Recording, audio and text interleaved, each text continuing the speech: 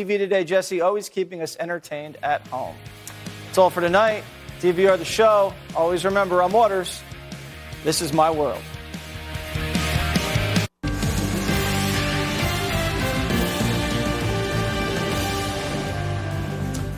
And welcome to Hannity. We have a busy news night for you. Coming up, we're going to bring you the very latest from Biden's border crisis and crime crisis. Things are more out of control than ever. It's shocking and all of it preventable.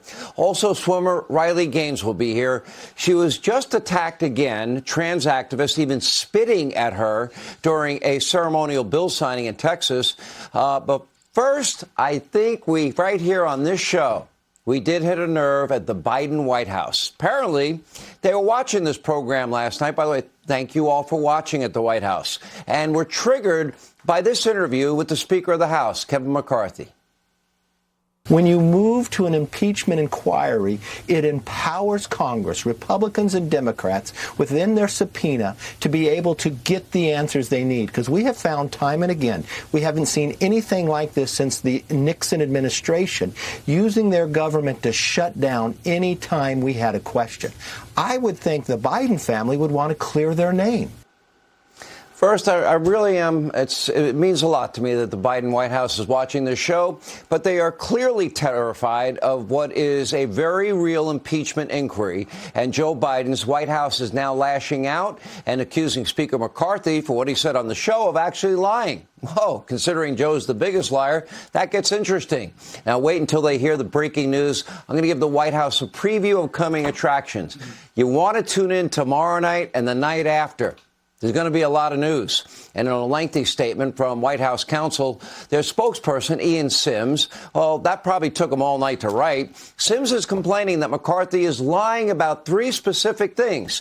Now, here's the first alleged lie. Quote, McCarthy told Hannity the Biden administration has obstructed House Republican investigations. This is demonstrably false. Well, that's very odd, since the Republicans leading the investigations, they've both been on this program, James Comer, Jim Jordan, they say that is demonstrably true. And it started right after the GOP won their majority in the House last year. And according to Politico, quote, the Biden White House launched their first major broadside in response to incoming House Republicans. Quote, the Biden administration had no immediate plans to respond to a slew of records requests. Instead, the White House demanded that Republicans start from scratch in 2023. That does not seem very cooperative. That's certainly not transparent to me. But the obstruction, it didn't stop there. According to the House Oversight Committee Chairman James Comer, well, the Biden Treasury Department refused to turn over the suspicious activity reports that they requested. Those were racked up by the Biden family syndicate, unless, of course, a Democrat signed on to the request, which in itself was a highly unusual request. And while Biden's Treasury Department ultimately had to cave, they were stalling for as long as possible. And, of course, Biden's FBI also, as you know, if you watch this program, attempted to obstruct and stall important House oversight. You may remember after House Republicans asked the FBI to produce that 1023 form documenting bribery allegations against Joe and Hunter Biden from a trusted and well-paid in the past FBI source, the FBI first refused to even confirm its very existence. Then Director Wray, well, he defied a legally binding subpoena and refused to produce even a redacted version of the document. It was only produced after the Republicans had to push it this far and were on the verge of holding the FBI director, Chris Wray, in contempt. And we'll have more on this 1023 form in a moment. Now, sadly, roadblocks were employed and are employed anytime a Republican has requested information on the Bidens. But apparently, that is news to Biden's spokesperson, Ian Sims, who basically lied himself today or is completely ignorant. So is the unusual $3.5 million payment from the Russian oligarch to Hunter Biden. Now, Sims claims that Speaker McCarthy, that his claim had been debunked by the Washington Post. Wow. Now, contrary to what Mr. Sims would have you believe, Hunter Biden did receive $3.5 million from the former First Lady and oligarch in Moscow, according to the U.S. Senate Committee on Homeland Security and Governmental Affairs and the U.S. Senate Committee on Finance. Let me read from their 2020 report. Quote, Hunter Biden received a $3.5 million wire transfer from Alina Baturina, the wife of the former mayor of Moscow. The report continues, quote, on February 14, 2014, Baturina wired $3.5 million to a Rosemont Seneca Thornton LLC bank account for a consultancy agreement. That's Hunter's business. Anyway, Rosemont Seneca Thornton is the investment firm co-founded by Hunter Biden. On July 31st of this year, Hunter's friend and business partner, Devin Archer, confirmed this payment during testimony on Capitol Hill. And he said he wasn't really sure why the payment was made and, quote, it was not supposed to go in that bank account, but that's where it went. And according to Archer, Baturina's company invested $120 million more in their real estate fund. And Archer also testified that a few months later, in the spring of 2014, Hunter and Joe, who was Joe at the time vice president, and this Russian oligarch, they had a beautiful dinner together at Cafe Milano in Washington, D.C. Ian, do you care to explain this one? Were they just talking about the weather, or was this all one big illusion? Which brings us back to the FBI 1023 form. Now, in his lengthy fact-checking statement, Sims accused Speaker McCarthy on this program last night of spreading lies about this form and took issue with McCarthy's claim that the FBI did not act on the bribery allegations from its own trusted informant.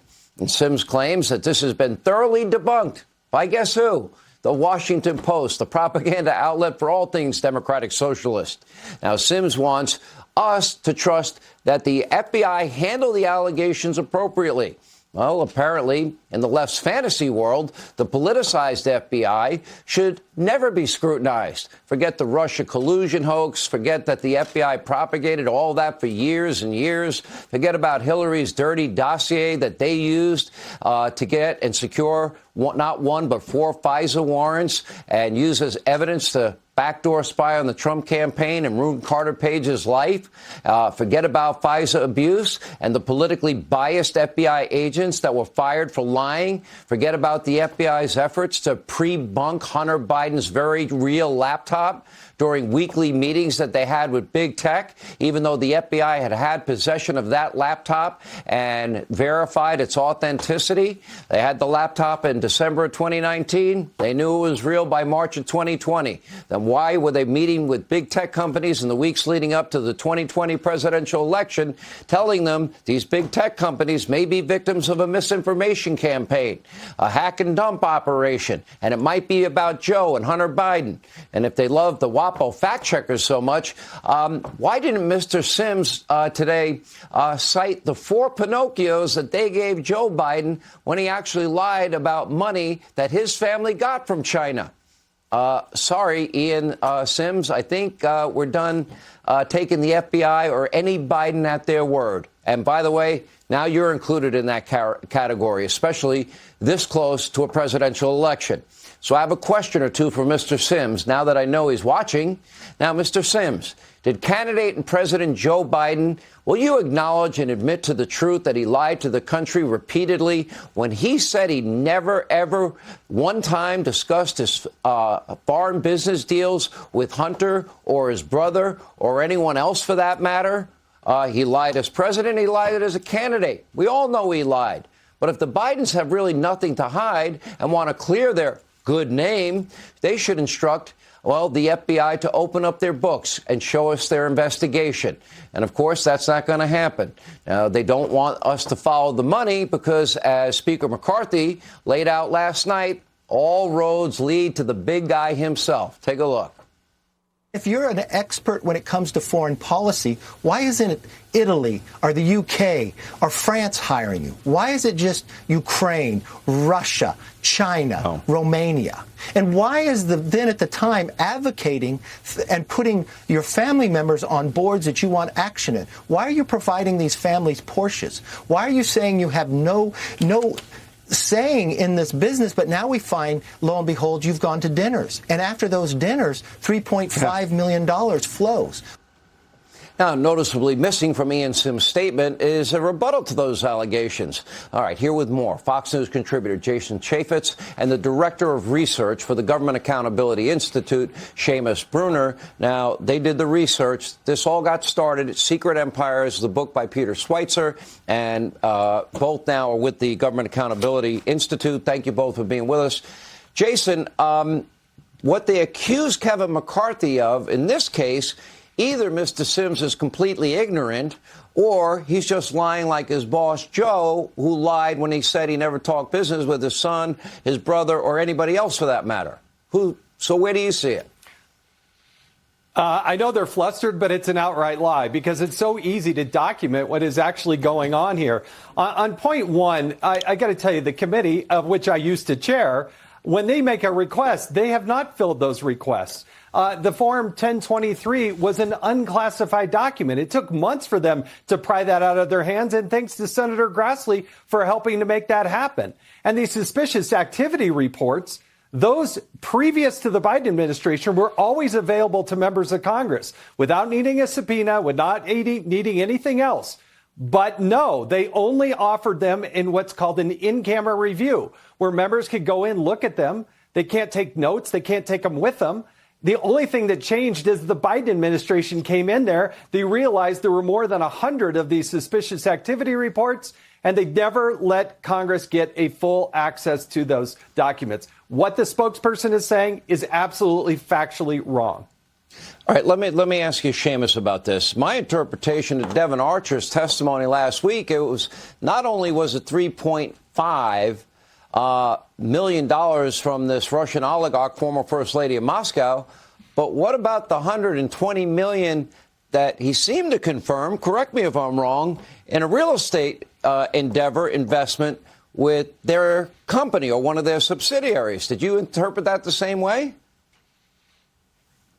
Yeah, that's correct, Sean. So the $3.5 million went to an entity connected to Hunter Biden called Burnham. Hunter absolutely profited from that $3.5 million. But you're right to bring up Archer's testimony because Archer says $120 million. Actually, the Burnham board meeting minutes, which we obtained through a court trial, say it could be as high as $200 million that went from the Russian oligarch Yelena Baturina to a Hunter Biden-connected entity. And then Archer's testimony, he says it goes into Rosemont Realty. Archer also says that Hunter had, a stake or a piece of Rosemont Realty. It's a Biden-connected entity. It's part of this Rosemont Seneca tree. It's one of the branches. So when Rosemont Realty was sold, Hunter got a chunk of that money. So it's without a doubt, Hunter and the Biden family took money from a Russian oligarch. And then, of course, you have this dinner at the Cafe Milano where Joe Biden is sitting down with a Russian oligarch.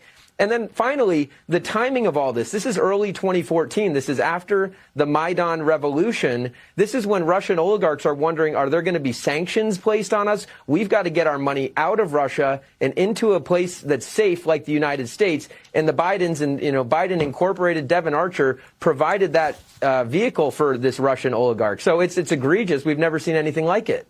When we look at the amount of money, Nancy Mace on this program thinks when all is said and done, and she's on the committee, James Comer originally was at $30 million that the Biden family probably took in from countries like Romania, Kazakhstan, Russia, China, Ukraine, Mexico, and other countries. She thinks it'll be north of $50 million, and other members of the committee are saying this might reach $100 million. What are you thinking at the Government Accountability Institute?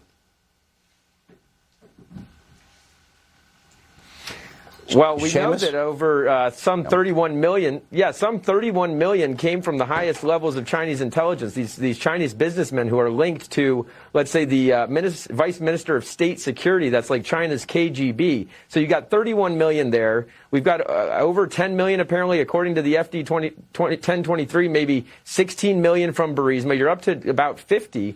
And so I think last night on your show, Speaker McCarthy was overly fair. He did not lie. He was overly fair to the Bidens when he called this pay to play. This isn't just pay to play. This is a national security threat. The Bidens are a national security threat when they're dealing with the Chinese Communist Party. Let me ask you, Jason, is the country now looking at the possibility that we have a real Joe Biden bribery scandal allegation?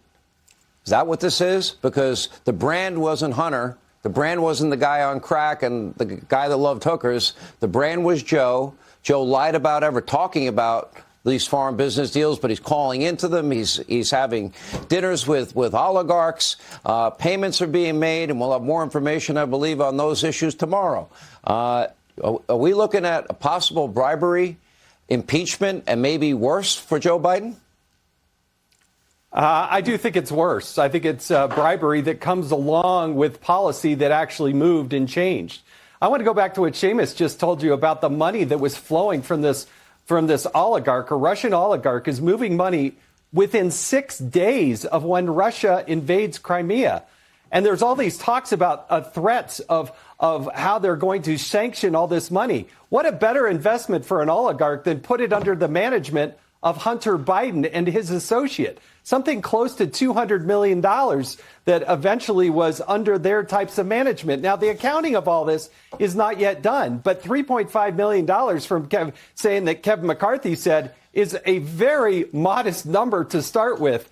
But we're talking pay to play with our worst enemies. We're talking about China. We haven't even talked about China tonight, really. Those are where the big numbers are. But what was happening out of Ukraine was absolutely, there's evidence here. And official actions as vice president to get the prosecutor fired, leveraging our money, and his son got enriched in the process and continue to get paid. All right, Jason and Seamus, thank you both.